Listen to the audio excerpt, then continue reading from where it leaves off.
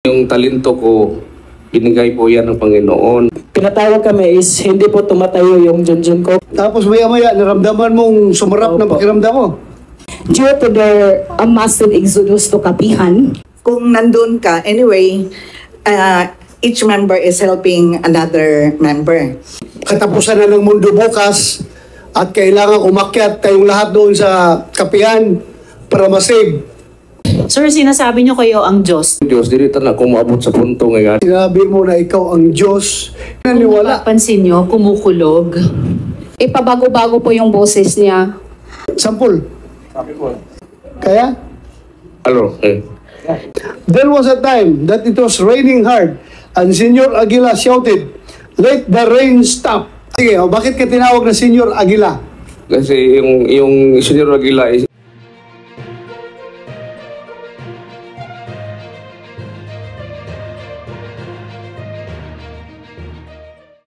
At Dali, Senator yes, Risa. Mr. Chair. Yung blue na pinainom sa'yo, na tablitas, hindi mo ba alam na Viagra yun? Hindi ko alam kung ano, sir, pero ininom ko na lang. Hindi ko Ininom mo? alam kung anong klaseng tabletas yun. Tapos maya-maya, naramdaman mong sumarap ng Opo. pakiramdam mo. Ha? Most likely, Viagra yun. Hindi ako gumagamit yan, ha? Hindi ako gumagamit. Pero alam ko lang na, alam ko, dahil nakikita mo yan, na yung blue pill na yan is Viagra. Si Kwan yung nagbigay. Si Janet Ahok. Ano yung binigay mo sa kanya na blue daw? Anong klaseng Kwan yun? Tableta? Sir, sa labing tinuod, kinisi is Puta. Indo ulis dyan ako dito. Pasubaya lamang ko, sir. Sige, sige. Indo ulis dyan ako dito sa viewing. Kining bataa, sir, sa una, gikagid na siya. Daghan ang mga kagid sa ijang kuan, lawas. Unja na nga doon siya naho, yung siya na nga. Naaba kay tambal initi. Unja, dito, sir, diha ko'y tablitas nga, dalasinsi. Ano na? Dalasinsi. Ano yun? Dalasinsi, sir. Dala sisi. Oh. Okay. Mao may Anong kulay? Blue? Blue. Sir. Blue ang kulay? Mura na siya og brown, sir. Brown. Medyo may pagkamaroon. Okay. Oh. Nangadyo ra na siya na og tableta suya na siya ingon nga akong gitagaan og mga bisan unsa tableta sa tunga isang pangadyo na sir. Oh, Kay gilagid na siya sa una, sir. Excuse me po, Mr. Chair, is yung sinabi ko po kasi nung pinatawag kami is hindi po tumatayo yung junjun ko, kaya sabi ko nga hindi ko kayang galawin yung babae. Tapos yung binigay po para, yung alam ko sa pagkakaintindi ko po is para sa ano talaga yun, pampagana. Sige. Sige. Go ahead, Senator Risa. Salamat kaayo, Mr. Chair. Dati kang anong ranggo mo? Piotr po, Your Honor. PO2. PO3. PO3. Bakit Yes, ka Your Honor. umalis? Ang rason ko po, Your Honor, yun lang talaga pong pamilya ko. Kasi po gusto ko talagang mapalapit sa pamilya ko kasi nung pulis pa ko, Your Honor, na-assign po ako sa malayo sa Bayugan City. At saka nung time na yon, start na na-assign ako ng malayo, panay ang away naming mag-asawa dahil sa silusan. Pero ako, it's very obvious na rason bakit kayo umalis sa serbisyo, sumama doon sa kapihan, dahil gusto niyong masave yung buhay ninyo. Dahil sabi, malulunod na yung dapa. At yun lang ang mabubuhay yung doon sa kapihan. Hindi po yan totoo, Your Di ba? Honor. Hindi po yan totoo, Your Honor. Panangkasinungalingan lang po yan. Sabi-sabi lang yan ng ibang tao na nasa Humanga naman baba. ako sa inyo, sa kayong mga pulis as a group, umalis at doon na nanira sa kapihan. Well, as I've said, I respect your reasons, why you are there, at bakit nyo ginawa yan. Basta nga ako lang, nakakagulat. Ang ganda ng trabaho ng pulis, lalo-lalo na pag pulis sa probinsya, at laki ng sweldo, hindi gaano mabigat ang trabaho, pero bakit pinili ninyong doon na mag-concentrate sa kapihan? But sige lang, ang sa akin lang, huwag kayo magamit as private army Dahil sabi nga nung bata kanina, pinapadel daw nyo doon sila, tinitraining ninyo, parang gumagawa kayo ng private army. Anong katotohanan yan? Hindi po yan totoo, Your Honor. Gawa-gawa lang po yan nila. At saka madali lang nilang identify kami paratangan kasi kami yung mas pinakamaganda na iparatangan nila kasi kami dati kaming pulis. So, ang sa akin lang talaga, Your Honor, limpyo po ang konsensya ko, wala kaming ginagawa. Ang sa amin lang talaga, Your Honor, kung umalis man kami sa serbisyo, dahil lang talaga sa pamilya namin, gusto namin mapalapit, gusto namin na mawala ng gulo, walang silusan, at happy po kami doon, Your Honor. Yes, as I've said, we respect your decision. Yes, Your Honor, thank you po. Amin lang, huwag magamit yung training nyo na pagiging police to oppress other people, lalong-lalo na yung mga minor de edad, pinapadil ninyo o tinitrain ninyo ng napakabigat na training, ay that's unacceptable. Hindi yan po pwede. So, hindi po talaga yun, Your Honor, ginagawa namin. Gaya ng sinasabi ko, limpyo pong konsensya namin, hindi talaga namin na ginagawa, Your Honor. lalo na kapag kayo gagamitin na private army at lumaban na sa gobyerno, simba ko lang, hindi yan dapat mangyayari. Kahit na wala na kayo sa serbisyo, alam ko na sa puso pa rin yung pagiging pulis ninyo na ayaw niyong mag-violate ng batas. Dapat ganun ang sitwasyon. Yes, Your Honor. Yes, Senator Rizal, go ahead. A pleasant morning to the honorable body of the Philippine Senate. Good afternoon, chairs, Senator Ronald Batu and Senator Risa Hontiveros, Senator Frances M. Tolentino. We have embarked on a long journey from our hometown to this magnificent hall of Senate to seek for remedy and or redress of certain grievances of some of our beloved constituents. We're being elected. I and the mayor and the rest of the municipal officials, being elected and appointed officials of the LGU, who are judged as the stewards of the people's well-being and safety, we certainly do not have the liberty to turn a blind eye to these matters. Gusto ko lang patutuhanan yung sinabi ni Raisa Goma, one of the witnesses, and gusto ko rin pabubulaanan yung sinabi ni Jering Skilayo kanina na free labas-pasok ang mga kabataan doon sa Kapihan because Kapihan is really restricted with 3 gates, no, before you can get inside the area. So, I was the former Public Schools District Supervisor of Socorro East District, and we have gathered data, exact data. February 11, 2019, there were 847 school-age students have dropped from the rules from kindergarten to to high school due to their massive exodus to Kapihan. 42 elementary teachers, 43 secondary teachers from Socorro East and West districts who were SBSI members have started incurring absences without notice to their heads and the division office. July 2019, 33 elementary teachers and 36 secondary teachers from Socorro East and West districts have submitted resignation letters, while 8 elementary and 8 secondary teachers were awol and were dropped from the rules. So hindi totoo yung sinabi ni Jering Skilayo na nakapag-aral ang mga kabataan doon.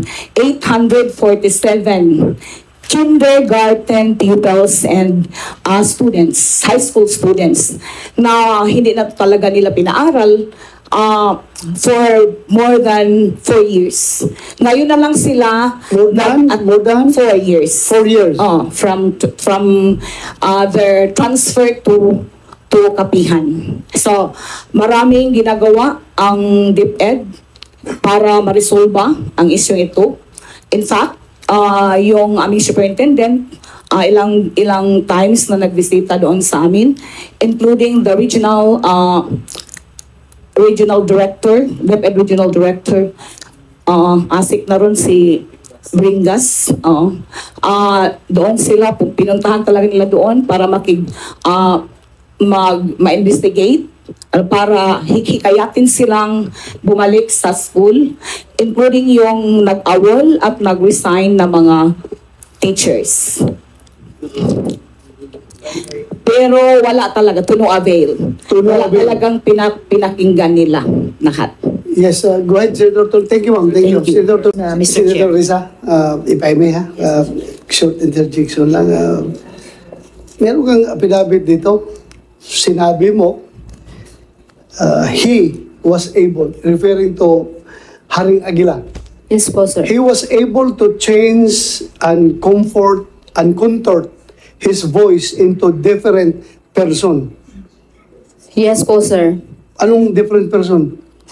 Yung una po, sir, yung cousin ko, nagkasakit siya, dinala sa hospital, at biglang dumating din po si Jiren Skelario. Oh. Pagdating niya po doon sa hospital, ipabago-bago po yung boses niya. May nagsasalita siya ng pangbabae, matandang babae, may nagkatsila, at may matandang lalaki, at yung boses niya ngayon.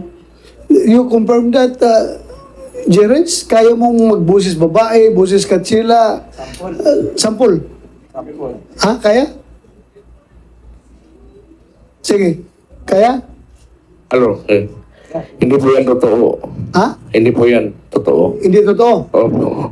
Sige, thank you. Tapos, during our meeting, he shouted, "Let the bird, kiahaw." Kiahaw na bird, no? Kind of bird. Let the bird sing.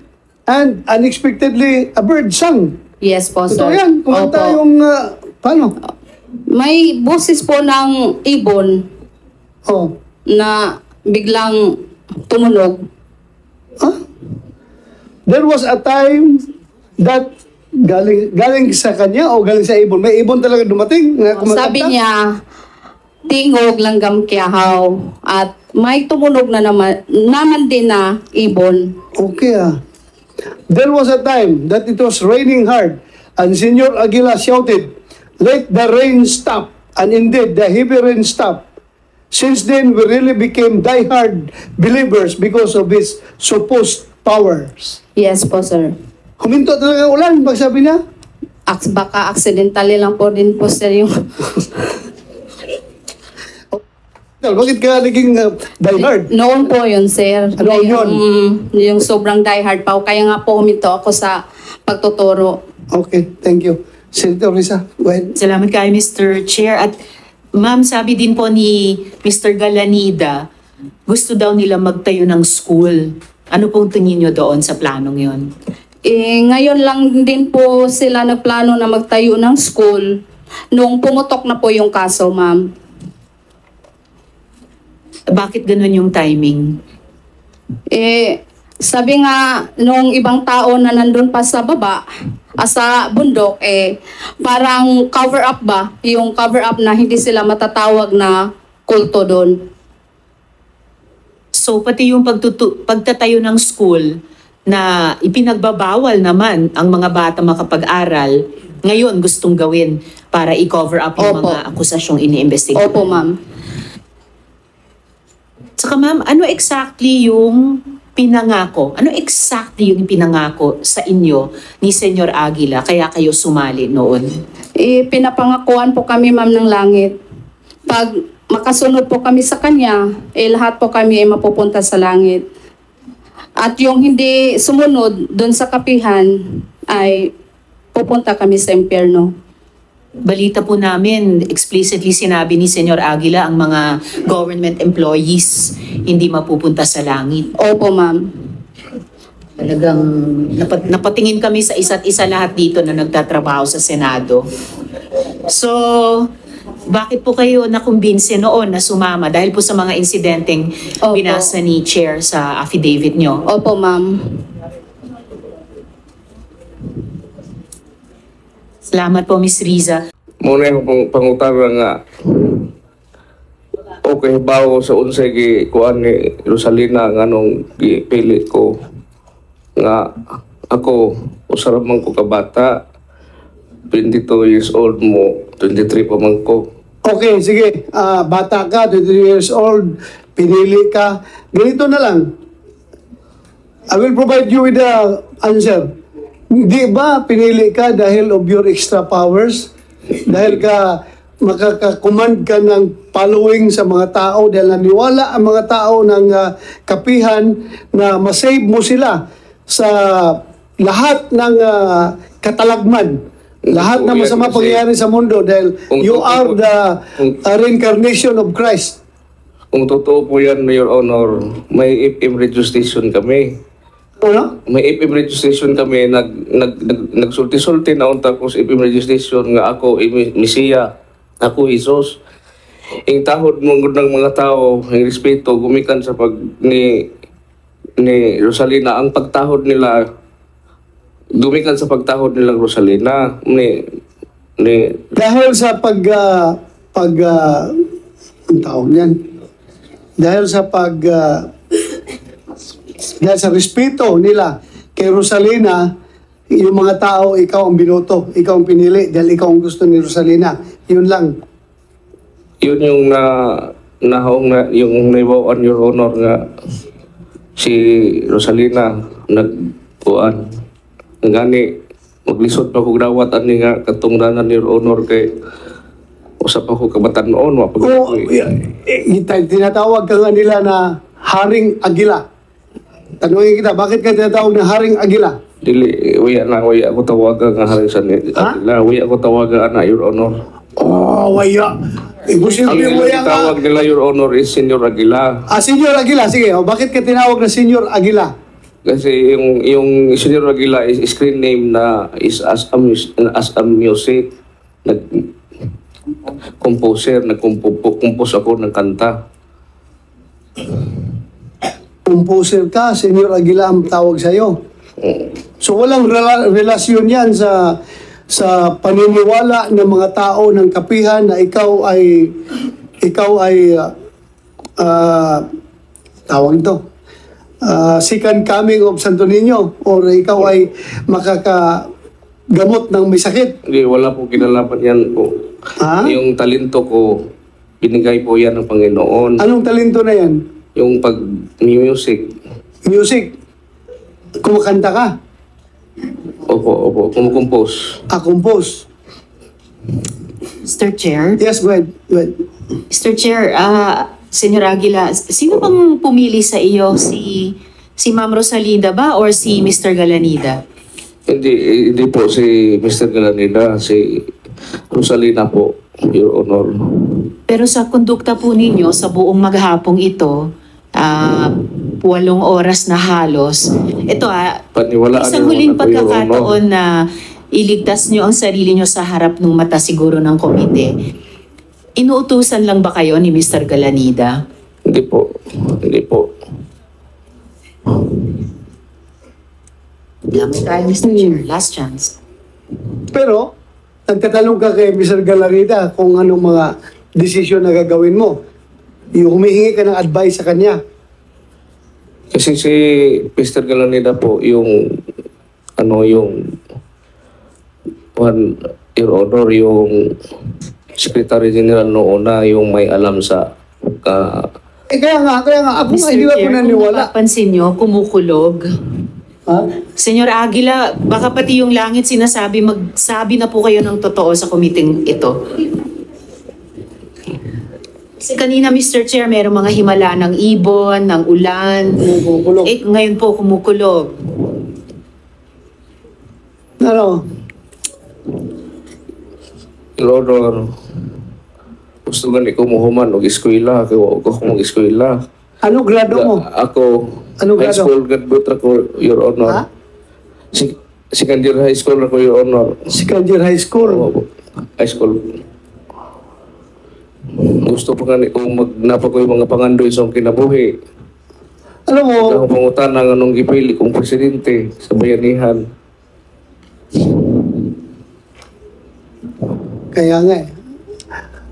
With the way you speak, hindi ko maniwala na you can manage SBSI composed of more or less almost 5,000 people. Tapos ikaw ang leader. Yes.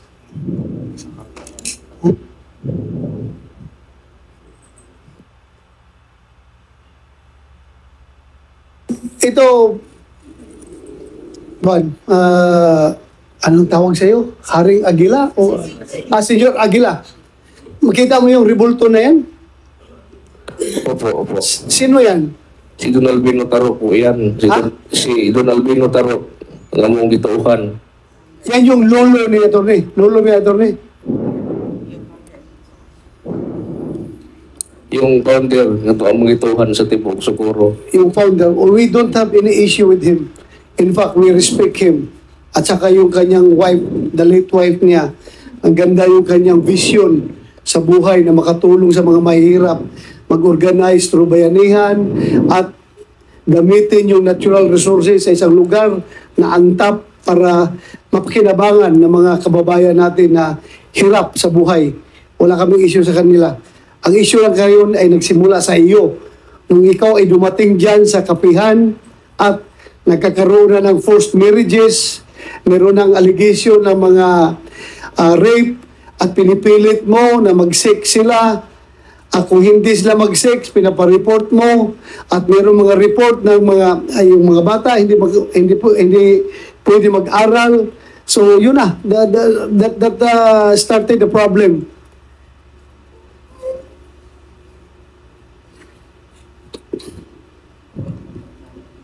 Your Honor, sa tinod nga niya, Your Honor, kung nagpaila pa kong Santo Niño, dili may mo ato Cebu maghalad sa Santo Niño dito, magsinulog mi, mapilmig sinulog sa mga kabataan dito, o naaras kapihan ng Santo Niño. Sige, hindi ka Santo Niño. Pero, yung pagpapakasal sa mga bata, kinakasal mo yung mga bata. Pero kaya na himua, Your Honor, unsa may yung unsa may yung kamangkaagan, 23 anyos pa ko, 22 anyos pa ko. Yung sa pampoy, ano naman ang dahilan itong mga bata na magsinungaling? Please enlighten us. Bakit yung mga bata na yon magsinungaling? Minor de edad yan, mas matanda ka. You are 20? Ano ka? 22 years old. 20? 22 years old. 22 years old. Opo. Ito mga bata, 12, 14, 16. Pinakamatanda siguro 18. Pero walang 18 doon. 14 na, pro minor de edad yun. Bakit sila magsinungaling? Kung hindi nyo po alam, Mr. Galanida, kayo po, Senyor Aguila, ilan po ang nakalibing sa sementeryo ayon sa record nyo? Hindi ko po alam. Sir, sinasabi nyo kayo ang Diyos, dapat alam nyo. Ilan po nakalibing Hindi po, sa sementeryo? Pwede mo Bisaya. Pwede. Kung tinuod pa nga, ngayon kung ako Diyos, dito na ako maabot sa punto nga ni ma'am. 23 years old pa man ko. Dili. 23? 22 mo, 23 pa karoon ng February. Opo. Oh, Sorry po. okay. Pakiulit nga ang sinabi mo, kaya i-translate ko na Tagalog para maintindihan ng lahat. Sige. Kung tinuod pa nga nag-ingon ko nga ako Diyos, dito na ako maabot sa punto nga may ani ko. Na 23 years old pa man ko. Kung totoo na sinabi mo na ikaw ang Diyos, hindi ka na sana umabot sa ganitong punto na naging na 23 years old ka pa. Hindi, sir. At Hindi- Mr. hindi Chair, ako. umabot si Yesu Cristo ng 33. May isang dekada pa kayo. Anyway, Mr. Chair, Yes. kung maaari, Senyor Aguila, magdala po kayo ng impormasyon bukas or kung kailan ischedule ng chair ang hearing ulit tungkol sa registered deaths. So kung yung version mo ang katotohanan, walang problema. As I've said, we're fair here. Wala kaming kinikilingan dito. Ang gusto na namin katotohanan. Kaya huwag niyo kami lukuhin dito. Hindi kami niyo pwedeng papaniwalain na katapusan na ng mundo bukas at kailangan umakyat tayong lahat doon sa kapihan para masave. Hindi niyo ako pwedeng mapapaniwala ng ganon. Kaya please lang, magsabi tayo na totoo dito. Haring Aguila. Thank you. Senator Risa, please continue. Salamat kaayo, Mr. Chair. Muli for the record, 30% lang ng mga bata ang nag-aaral at sila yung 30% na pinapayagan para makakuha ng 4Ps. At isa na po ito na iniimbestiga ng DSWD. And for the record din, Mr. Chair, bago ko naman tanungin si Elias Coco, yung sinabi po ni Mayor Riza na massive dropout ng 800 plus na mga bata sa pag-aaral noong 2019. Kung di po ako nagkakamali, ito po ang sumunod sa Lindol doon sa Surigao del Norte, sa Socorro, na ginamit na pagkakataon ni na Senyor Aguila na tawagin yung mga kababayan nilang sumunod sa kanya paakyat sa kapihan. You cannot answer a cult movement with hodgepodge laws, no? So, ngayon, going back, ang mga issues na kikita namin, why would they go there in the first place? There are 3,500 to 5,000. What are the pushing factors why people would go there and stay there? Ignorance, yes. Miseducation, yes. Merong element of desperation, poverty. May nagtatago nandun kasi may mga warrant of arrest. May nandun kasi napuno sa utang. Attorney, mga teachers yung iba. Mga kuha yun. That's why licensed kuha yun. Yes. Licensed teachers. Ito, mga police ito na puro ito mga NAPOLCOM at civil service eligibles. So, yun lang, nagbatin lang ako. Please continue. Totoo yun. At saka tinatanong yun sa media sa amin, what pushes them? Bakit nandun sila? At saka bakit nananatili silang nandun? So, nung tinignan namin, anecdotal, kasi hindi naman thorough yung statistics namin, may mga iba talaga doon na walang mapuntahan, no? Napuno na sa utang. May mga ilang teachers na punong-puno na sa utang. And then, based yung culture nila of strong helping each other, yung bayanihan. Kung nandun ka, anyway, each member is helping another member. Pero why they would stay there, even though with this reality, ang isang factor doon is, wala na silang babalikan kasi binenta na nila. Second, paninindigan na lang nila. Kasi nandito na kami eh. We will stand by it. So that's why we recommended reintegration, rehabilitation, alternative livelihood, so that these people could be reintegrated back to the community. Pero, ang sa amin talaga na nakita namin na maganda, because palaging talo sa case eh. May vowsy kami, talo. May adultery, talo. Ganyan. So, I think the Senate, legislators, would have to craft a law or a policy that would answer cult. Because this is rampant in Mindanao and other parts of the country. Kasi kung titingnan mo, hodgepodge lang yung batas natin eh. So, one act may not be connected. Sa simulang-simula, nung nag-opening remark si Senator, sabi mo, it's well-defined. It falls under a cult. And yet, yun yung common term for cult. But it has never been defined under Philippine laws kung ano yung cult natin. And wala pa, kasi wala nga tayong batas noon. So, difficult to define. Common knowledge lang natin na yun yung definition sa cult.